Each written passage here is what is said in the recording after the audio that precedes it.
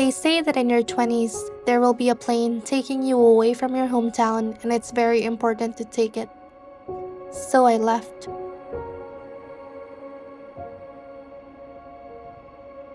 In my study abroad journey, I've been continuously taking that plane ride. From one flight to another, from one country to the next. It's filled with a constant reintroduction of oneself to different cities and people with no assurances of crossing paths again. Like sitting on a train and watching as the world passes by. There's always a constant sense of detachment, moving from one place to another and never staying still.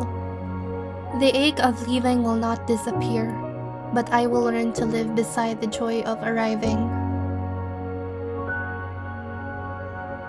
Spencer, Captain, welcome to Munich. Moving halfway across the world is already scary, but moving halfway across the world filled with uncertainties on what lies ahead felt the scariest.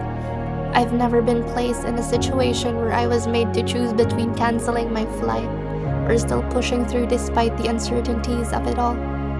But I still chose to take that flight anyway. I basically rearranged my whole life for this one big move. Resigned from my job, processed every document, said my goodbyes, hacked my dreams, and ready to start from scratch. I was ready. I thought I was. For a while, I thought I'd had it all figured out. I spent years chasing excellence, and eventually, it became the rhythm of my life. At 22, I stood at the edge of everything little me ever dreamed of. All the pieces seemed to be falling perfectly into place. But life, as it often does, had other plans. Suddenly, every milestone I had reached, every bar I chased so fiercely, every accolade felt hollow. After years of steering every single step with intention, for the first time in a long time, I had zero control. After hitting an inflection point, moving forward no longer meant chasing. It meant facing. Facing what was real, holding what hurt, but learning to see it all differently. Not for what was lost, but for what remained.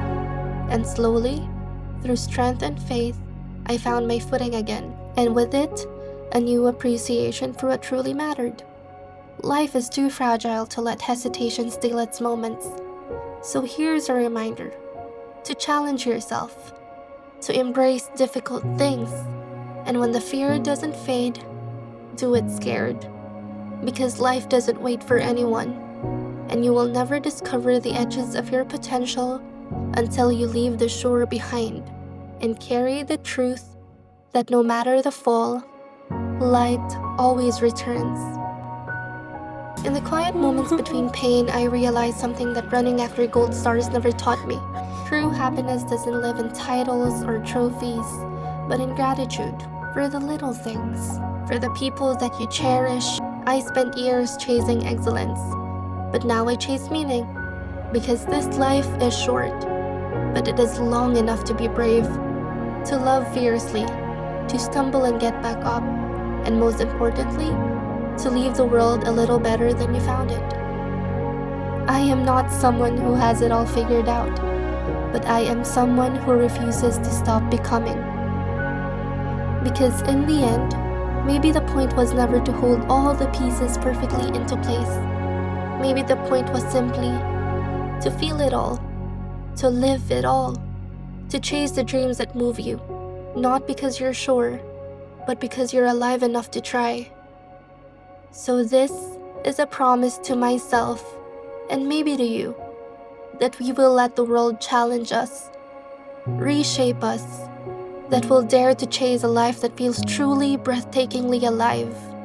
Because a life well lived isn't measured by the clarity of every step, but by how present you dared to be, even when nothing was certain at all. Well, I've been afraid of changing, 'cause I've built my life around you. But time makes you bolder, even children get older, and I'm getting older too.